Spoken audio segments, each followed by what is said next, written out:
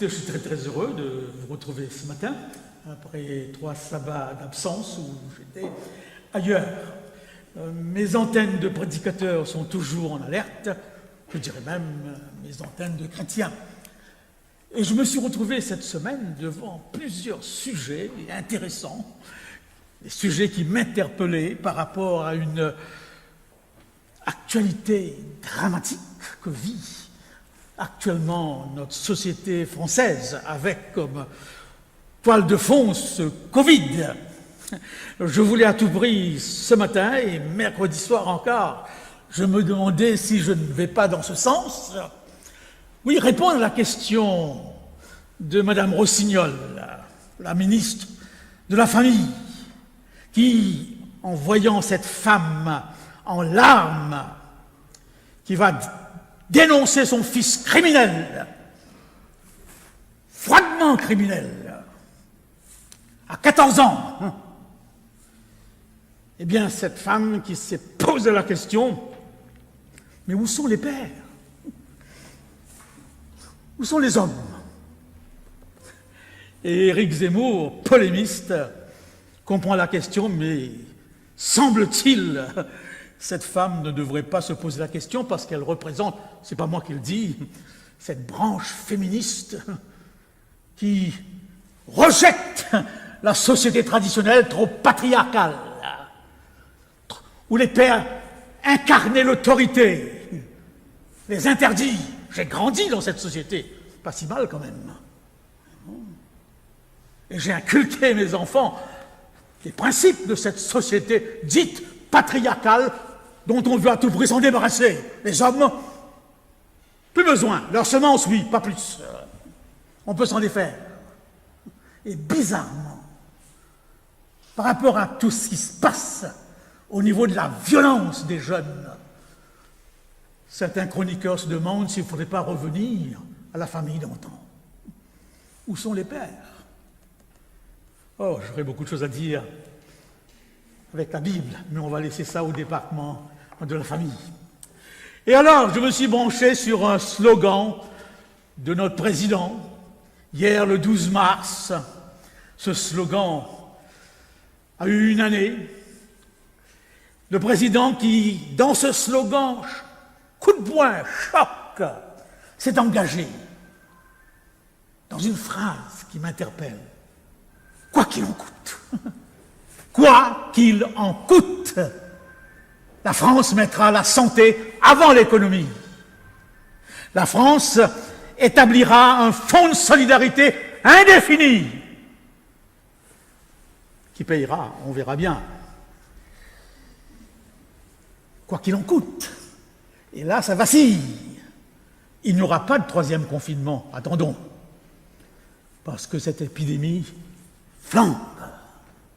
Mais, bien sûr, ce quoi qu'il en coûte m'a interpellé et m'interpelle, et je vous pose la question. Est-ce que ça vous coûte quelque chose en 2021, ici en France, d'être chrétien adventiste? Prenez quelques secondes. Accordez à votre sabbat quelques minutes de réflexion. Qu'est-ce que ça coûte d'être adventiste en France aujourd'hui? Est-ce que dans votre vie passée, ça vous a coûté quelque chose? Je revois cette jeune fille qui voulait se faire adventiste. C'était une amie. Pas adventiste, bien sûr, mais qui s'intéressait. Alors elle m'a raconté combien elle a eu une conversation avec son papa. Son papa elle a dit, écoute, je veux me faire adventiste. Et son père lui a dit, as-tu bien réfléchi? As-tu bien calculé? Tu te rends compte? Du point de vue alimentaire, plus de porc, plus de crustacés, plus de crevettes, plus de petits vins. Oh là là. Du point de vue esthétique, plus de bijoux, plus de maquillage. Pouf. As-tu réfléchi? N'est-ce pas? As-tu réfléchi? Plus de bal, plus de danse, plus de soirées le samedi soir. La liste était longue. Et à l'église de 9h à 4h, 5h de l'après-midi, le samedi. Et avec tous les risques du sabbat. Est-ce que tu as bien calculé? Il connaissait bien l'adventisme de l'époque. Est-ce que ça a changé? Je ne sais pas, à vous de voir. Et tout ce que cet homme disait se trouvait dans le manuel d'église de l'époque. As-tu réfléchi? Tu entres dans une prison. Tu perds ta jeunesse. Est-ce que votre adventiste vous a coûté quelque chose jusqu'à maintenant? Quoi qu'il en coûte. Écoutez, je me suis allé à réfléchir, et je réfléchis beaucoup sur ma vie. Je suis dans une phase où on prend du temps pour se demander quel est le sens de tout cela. Et je me suis rendu compte tout à coup que mon sabbat ne m'a jamais rien coûté. Jamais. Grandi dans un climat anglo-saxon, je n'ai jamais eu de problème d'études le sabbat ou d'examen le sabbat. Non. Je n'ai jamais eu dans ma vie à demander mon sabbat, puisque je travaille pour l'Église depuis toujours. Donc ce quoi qu'il en coûte par rapport au sabbat, en toute franchise, ne veut rien dire pour moi. À moins que j'invente. Peut-être que pour certains d'entre vous, ça veut dire quelque chose. Je discutais avec Patrick et il me disait qu'il a dû faire un choix par rapport au sabbat à un certain moment de sa vie. C'est une expérience qui me manque. Je ne cours pas après. Quoi qu'il en coûte. Quoi qu'il en coûte. Et je m'adresse à tous ceux qui ne viennent pas à l'Église actuellement, pas à ceux qui ne viennent pas pour des raisons de vulnérabilité, je comprends. Ça vous coûte quelque chose de ne pas venir? Est-ce que ça vous coûte quelque chose de ne pas venir? Ou est-ce qu'on s'est accommodé et le placebo Zoom fonctionne très bien? C'est tellement confortable. Excusez ma franchise. Nous sommes très heureux, et Isabelle me le disait ce matin, de voir que l'Église est remplie, dans les limites de la jauge. On passe de 100 à 120 chaque samedi, et il semble qu'il y a un désir de certains membres de revenir. Mais laissez-moi vous dire une chose. On est environ 300-400 membres. C'est ce qu'on m'a dit ce matin. Habituellement, on est environ 300 membres chaque samedi. Mais si vous voulez vraiment venir, je ne pense pas que ce serait difficile, Isabelle, d'organiser un deuxième culte.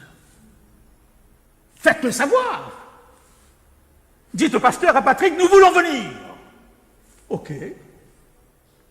Si j'ai un moment de sieste, je peux prêcher de nouveau à 2h ou à 3h. L'église évangélique Martin Luther King, ils ont 4 services actuellement le dimanche. 4. Alors, si vraiment ça vous coûte, dites-le. Et ne me dites pas, comme je l'entends parfois, ce sera difficile de faire venir les diacres une deuxième fois. Mais les diacres n'ont pas besoin de venir de nouveau. On n'a pas besoin d'être nommé diacre pour passer une collecte. N'importe qui ici peut passer une collecte, oui ou non? Pourquoi s'encombrer d'un protocole qui sert, mais qui n'est pas aussi déterminant que cela? Eh bien oui, qu'est-ce que ça coûte? Et je m'adresse aux célibataires, veufs, divorcés, jeunes gens de 16 à 35, 40 ans. Dans cette société exploitée sexuellement, où vous touchez sur votre iPhone et vous entrez dans un univers de sensualité, est-ce que ça vous coûte, célibataire, d'être adventiste, chrétien?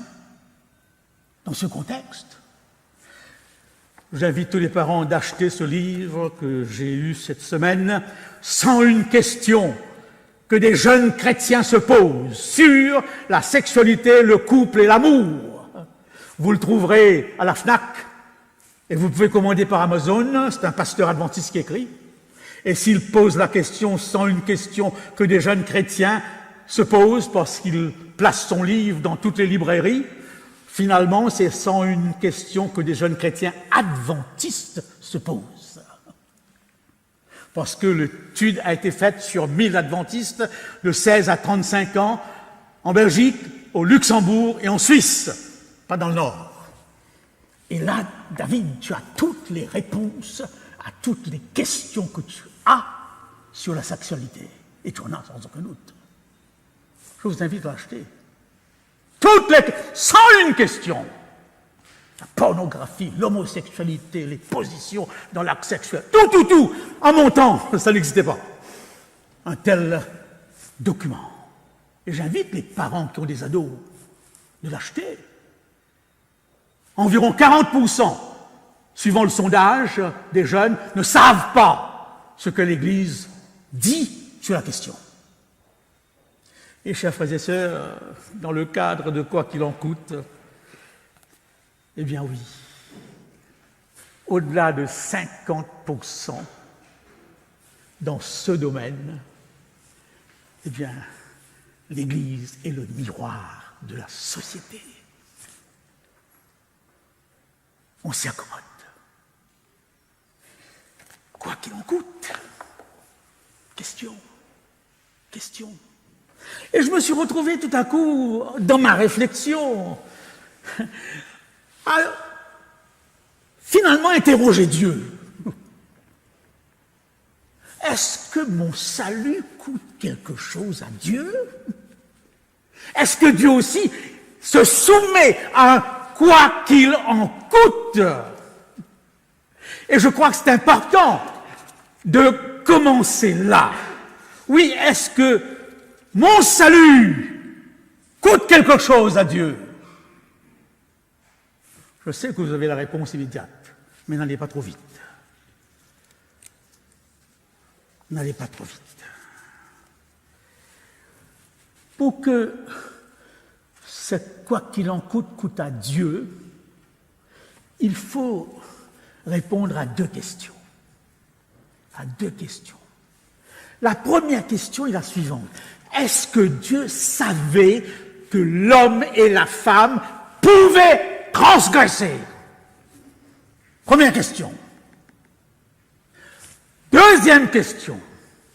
Est-ce que Dieu savait que l'homme allait transgresser?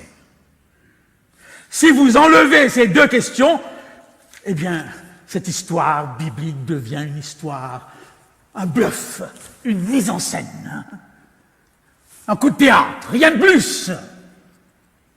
Mais si vraiment Dieu, tout en sachant qu'il pouvait transgresser, ne savait pas qu'il transgresserait, alors on est en droit de se poser la question, quoi qu'il en coûte, par rapport à Dieu. Et je crois qu'il faut ouvrir une parenthèse ici. Nous ne pouvons rien dire de Dieu, puisqu'il habite, comme le dit l'apôtre Paul, une lumière inaccessible, puisque personne ne l'a vu ni ne peut le voir, puisque ses pensées ne sont pas nos pensées. Autant les cieux sont élevés au-dessus de la terre, autant les pensées de Dieu sont élevées par rapport à nous, puisque ces pensées sont impénétrables. Il y a là une impasse infranchissable. Mais en même temps, je dirais qu'on peut dire beaucoup de choses sur Dieu. Pourquoi? Qu'est-ce qu'on peut dire? On peut dire ce qu'il nous permet de dire. On peut dire ce qu'il nous révèle.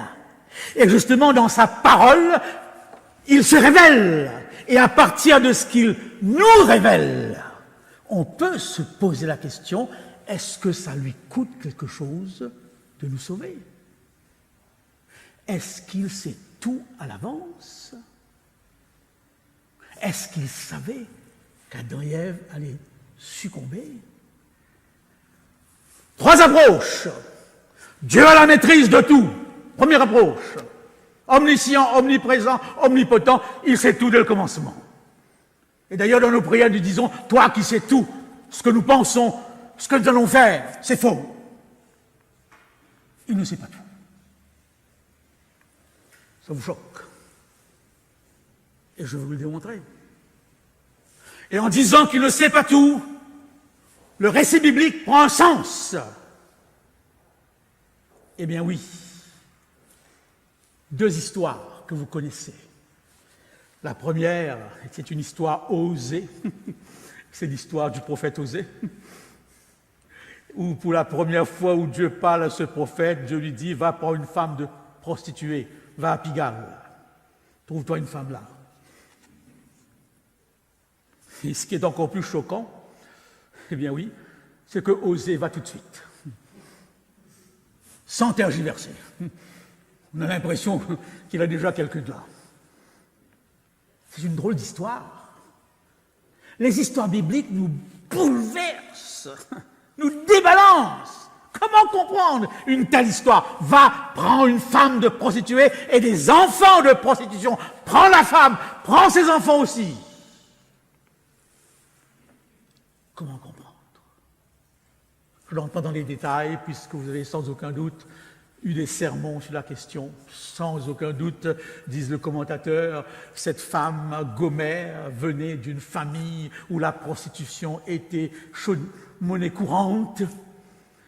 Et cette tendance qu'elle a, qui est naturelle, fait qu'elle part, qu'elle court après ses amants dans tous les coins de la ville. Et chose étonnante, c'est que Osée la suit du regard. Osée n'abandonne pas. Et Osée l'aime au-delà de toute capacité d'amour. Qui ne dirait pas à Osée, réveille-toi Osée, enfin, elle te marche sur les pieds. Elle te prend pour une lavette, Osée. Qu'est-ce que c'est que ça? Réveille-toi! Osée reprend 1 fois, 2 fois, 3 fois cette femme.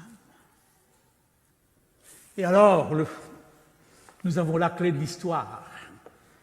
Quand Dieu dit, reprends-la, aime-la comme j'aime Israël. Aime-la comme je vous aime. En d'autres mots, Osée est une parabole de l'amour de Dieu. Osée est une réplique de l'amour de Dieu. C'est extraordinaire. Et le verset qui me bouleverse le plus et qui m'amène à ma question, c'est le verset 1 à 3 d'Osée 3. Va encore, prends cette femme, aimée de son compagnon, mais adultère, comme le Seigneur aime les enfants d'Israël, aime-la. Eh bien oui, et à un certain moment, Dieu dira tout simplement, comment vais-je te traiter, Ephraïm? Vais-je te livrer, Israël? Vais-je te traiter, Adma? Vais-je te rendre semblable à Tseboïm? Mon cœur se tourne en moi, mes entrailles se nouent ensemble. J'ai du vague à l'âme. Je ne sais pas quoi faire. Je ne sais plus quoi dire. Devant ton agissement, tes va-et-vient, j'attends et je ne sais plus quoi faire. C'est clair. Dieu ne sait pas. Dieu attend, mais il ne sait pas. C'est pourquoi ce texte est peut-être un des textes les plus profonds qui soit, parce qu'avec ce texte, nous entrons dans le cœur même, dans l'intimité de Dieu. Seul le Dieu chrétien se dévoile jusqu'à ce point. Allah ne se dévoile pas ainsi. Oui, par la bouche des prophètes, nous avons tous appris, on nous a tous dit que chez Dieu, tout est planifié d'avance, tout est rédigé d'avance, tout est calculé d'avance, tout est prémédité d'avance. Avant que la chose arrive, il le sait déjà. Eh bien oui, et voilà que ce livre nous permet de comprendre que c'est faux. Rien n'est bouclé d'avance, c'est Dieu, par rapport à nous. Oui. Et si il sait que l'homme peut transgresser parce qu'il a donné à l'homme une totale liberté, il ne sait pas si l'homme va transgresser parce qu'il a justement donné à l'homme une totale liberté. Eh bien oui, ce Dieu s'interroge. Il dit, que dois-je faire? Il ne sait pas. Pourquoi? Parce que aimer, c'est ne pas prévoir. Aimer, c'est interdit de fixer par avance ce qu'on fera ou on ne fera pas. Aimer, c'est ne prévoir qu'une chose, c'est qu'on aimera pour toujours. C'est s'interdire de télécommander, de téléguider l'autre. En aimant, Dieu s'efface. Il se retire. Il ne se donne même pas le droit de savoir ce que vous allez décider. Ce message est bouleversant. C'est pourquoi Jésus dit, je me tiens à la porte et je frappe. Si quelqu'un ouvre, si, condition, si tu ouvres, j'entre. Si tu n'ouvres pas, je n'entre pas. Point barre. Je ne force pas ta porte. Peut-on le saisir? Il ne sait pas. Il ne savait pas ce qu'Adam et Ève allaient faire, bien que comme chacun d'entre nous, il avait peut-être pensé, puisque le plan de la rédemption est établi dès avant la fondation du monde. Le comité trinitaire, comme le comité scientifique, eh bien, prévoit, sans pouvoir dire. Et vous voyez comment, avec ce Covid, on n'arrive pas à dire exactement ce qui va se passer. On se trompe, matin et soir. Et Dieu aussi ne sait pas ce qui va se passer. Alors, dans cette optique, le quoi qu'il en coûte aussi à Dieu. Chers frères et sœurs, je prends une deuxième histoire que vous connaissez très bien, l'histoire non pas de l'enfant prodigue, mais du Père. Oui, c'est l'histoire du Père. Il est dit, n'est-ce pas, qu'il laisse partir l'enfant. Il lui donne même son héritage, alors qu'il peut dire à cet enfant, attends au moins que je meure. Il le donne. Dans le cas d'Osée, Osée rachète sa femme alors que c'est sa femme. Dieu nous rachète alors que nous lui appartenons. C'est bizarre. Il nous rachète à un grand prix alors que nous lui appartenons. Est-ce que nous pouvons saisir? Mais la question que je me pose, s'il connaît justement tout à l'avance, s'il sait que le Fils va revenir, pourquoi est-ce qu'il l'attend? Dans le texte, c'est sous-entendu que Dieu attend. Il attend le retour du Fils. Oui ou non? Et lorsqu'il le voit arriver de loin, il court à sa rencontre. Mais pourquoi attend-il s'il sait d'avance qu'il va revenir? Ça n'a pas de sens. Et enlever cet élément de l'histoire, et l'histoire n'a aucun sens. Ça devient un montage. Dieu fait semblant d'attendre, parce qu'il sait qu'il va revenir.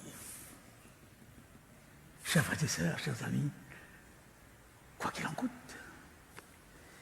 laissez-moi vous aligner quelques faits encore, et je vous invite à y réfléchir, à prendre du temps le sabbat, une demi-heure, pour réfléchir un petit peu à certaines choses.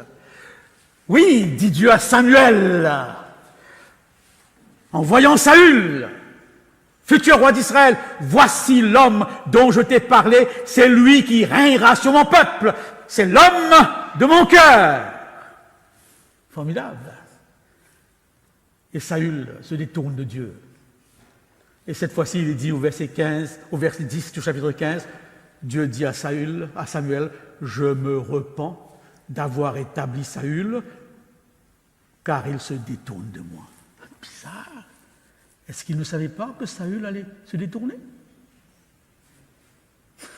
Si vous me dites oui, il savait, alors cette histoire n'a aucun sens. Enlevons la page. C'est du bluff. C'est du bluff.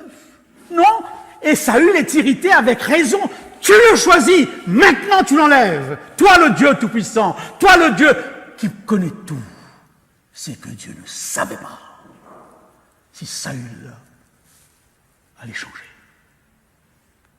Et c'est ainsi que Dieu recommence. Ça vous bouleverse? La repentance de Dieu, mot qu'on retrouve plusieurs fois dans la Bible, permet de comprendre qu'il est susceptible de changer. Nous avons plusieurs versets que j'aurais pu vous citer où la prière renverse les décisions de Dieu. Nous avons 2 cas où Dieu éprouve Abraham. Il est dit, il l'éprouvera et lui dit, maintenant je sais que tu es fidèle. Est-ce qu'il ne le savait pas avant? De même avec Ézéchias. Il lui dit, tu mourras, Ézéchias. Ézéchias plaide et Dieu allonge sa vie de 15 ans.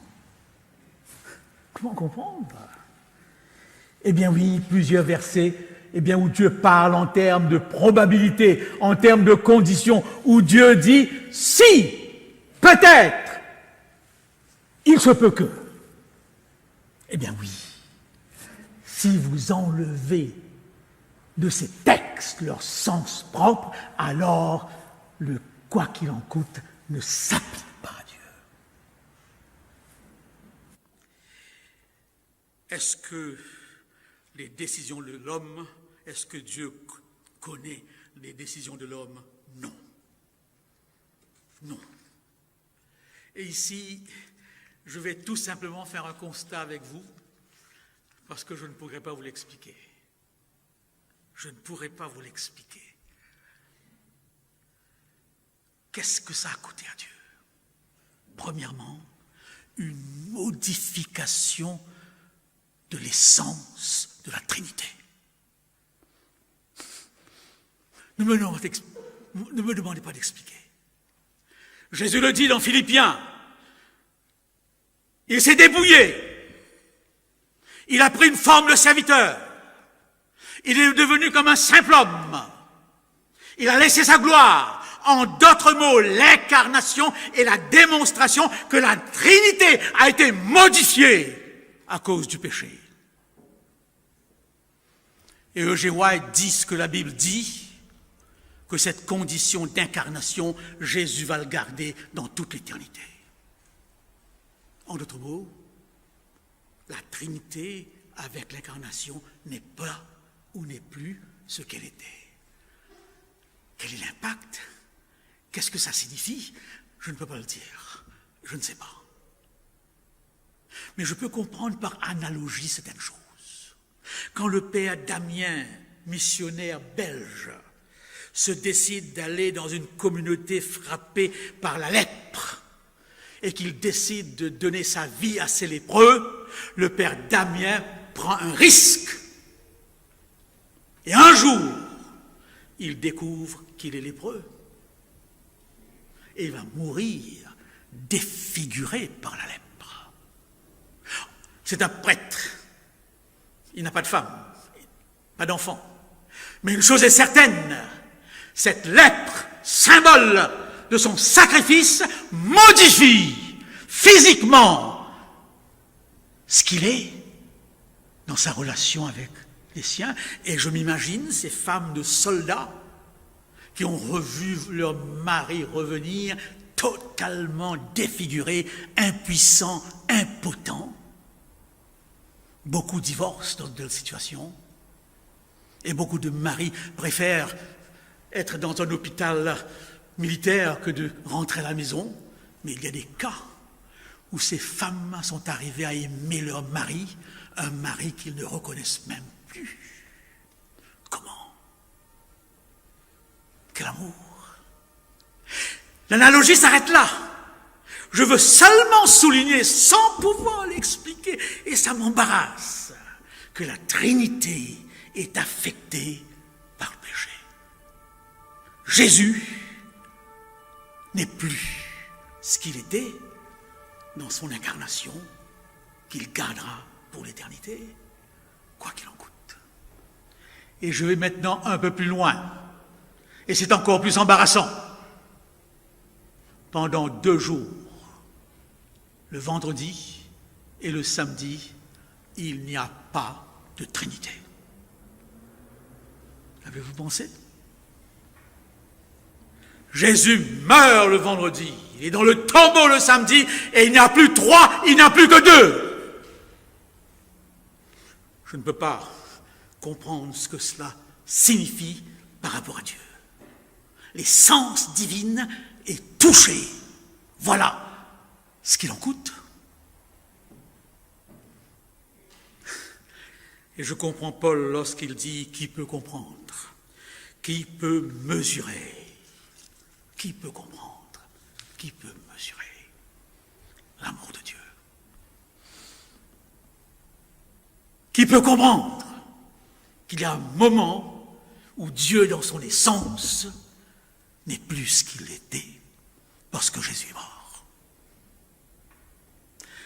Voilà, chers frères et sœurs, chers amis, quelques petits échantillons de ce qu'il a coûté à Dieu. De ce qu'il a coûté à Dieu. Et laissez-moi, par quelques histoires, essayer de faire comprendre. Cette femme et cet homme étaient pauvres, très très pauvres. Très très pauvres. Et c'est la Noël qui arrivait, qui s'approchait. Et cette femme voulait faire un cadeau à son mari qu'elle aimait tant. Mais elle n'avait pas un sou. Alors, elle se fait couper sa chevelure. Une belle chevelure. Et avec cet argent, elle achète une chaîne pour la montre en or du mari. C'est l'expression de son amour. Et le jour de Noël, le mari, avec tristesse, se rend compte qu'elle n'a plus de cheveux. Mais elle ne dit rien. Elle lui apporte un cadeau. Et dans ce cadeau se trouve, n'est-ce pas? Donc elle apporte le cadeau au mari. Et c'est une chaîne. Mais il n'y a plus de montre. Parce que là, l'homme a vendu la montre. Eh bien oui, pour acheter un cadeau à sa femme. Il y a là dans cette histoire une réciprocité d'intention, une réciprocité d'intensité d'amour, un quoi qu'il en coûte, je vais jusqu'au bout. Chers frères et sœurs, chers amis, pourquoi cette réflexion ce matin? Pour une raison très simple.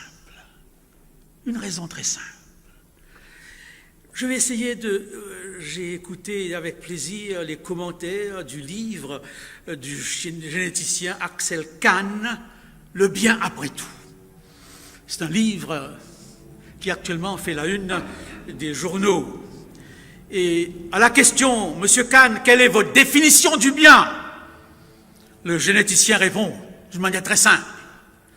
Il n'y a pas de bien et de mal que dans une relation avec l'autre.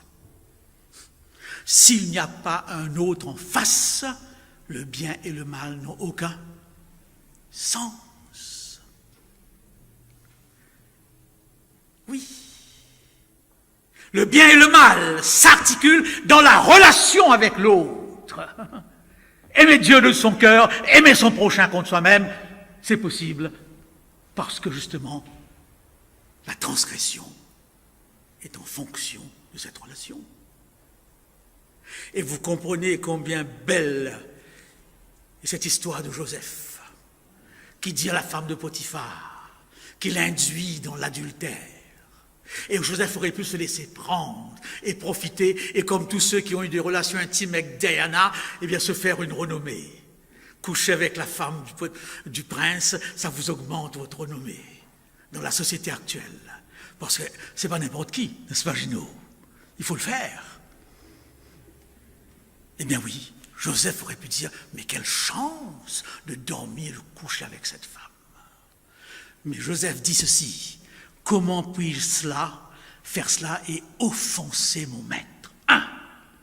Et deuxièmement, comment puis-je offenser qui? Dieu. Dans l'islam, vous suivez les lois, ça suffit. Qui est Dieu? C'est pas la peine de le savoir. C'est dans le christianisme seul où la question n'est pas observer les lois, mais aimer Dieu. Et lorsque vous posez la question, qu'est-ce que ça coûte? Qu'est-ce que ça me coûte? Ne faites pas une liste d'interdits. Posez-vous la question par rapport à Dieu. Alors, votre qu'est-ce que ça vous coûte sera un miroir de ce que ça a coûté à Dieu. Oui, chers frères et sœurs. On raconte, un poème me vient à l'esprit en conclusion de Rudolf Italiener, un Brésilien. Et dans son poème sur le Christ du Corcovado, il dit ceci: toi, Christ, du haut du Corcovado, descends, descends, viens dans les favelas, viens dans les bidonvilles de Sao Paulo, viens là, voir ce que c'est que vivre en homme dans les bidonvilles. Et si Jésus, Dieu, devait répondre à Italiener, qu'est-ce qu'il aurait dit? C'est ce que j'ai fait. Je suis le seul Dieu qui fait ça. Je suis venu au plus profond de ton existence. Et peut-être pour mieux comprendre la chose, permettez-moi de vous rappeler cette pièce de théâtre appelée Le Grand Silence, où dans une grande plaine se trouve une foule immense et quelques personnes, des malheureux, des misérables de la société, des gens qui ont souffert comme pas possible. Vous avez des cas. Et qui regardent Dieu assis sur son trône, très haut dans l'espace, et qui lui dit, toi qui es en haut, descends. Qu'est-ce que ça te coûte, la vie humaine? Qu'est-ce que tu sais, toi, dans ta gloire, de tout ce que nous vivons ici-bas? Les prophètes se posent parfois certaines questions comme cela à Dieu. Oui, directement. Et voilà que certaines de ces personnes, un noir lynché parce qu'il a été noir, avec des balafres, des cicatrices par tout le corps, une jeune fille qui a eu un enfant illégitime parce qu'elle a été violée, quelqu'un qui souffre, de thalidomide et de maladies qui défigurent, et ces gens sont choisis pour dire à Dieu que ça coûte d'être humain dans ce monde. Oui, dit le premier, descends et vis dans une famille pauvre. Vis dans la famille la plus pauvre qui soit. Descends, que tu puisses savoir ce que c'est qu'un bâtard. Un enfant illégitime, ça n'a pas de sens aujourd'hui. De mon temps, oui, on se cachait. Oui, que tu puisses savoir ce que c'est que d'être traité de bâtard. Que tu puisses grandir dans une petite ville à la réputation douteuse. Que tes disciples, que ceux qui te suivent, soient des gens pris sur le tas et qu'ils te trahissent. Qu'on se moque de toi, qu'on te traite de fou. Et finalement, que tu sois rejeté, hormis de la société, que tu sois battu comme jamais on a battu quelqu'un, et que tu sois exécuté de la pire des façons. La pièce s'appelle Le Grand Silence, parce qu'à mesure qu'on énumère les choses, le silence s'établit, parce que tout à coup, on se rend compte que Dieu, en Jésus-Christ, a connu tout cela.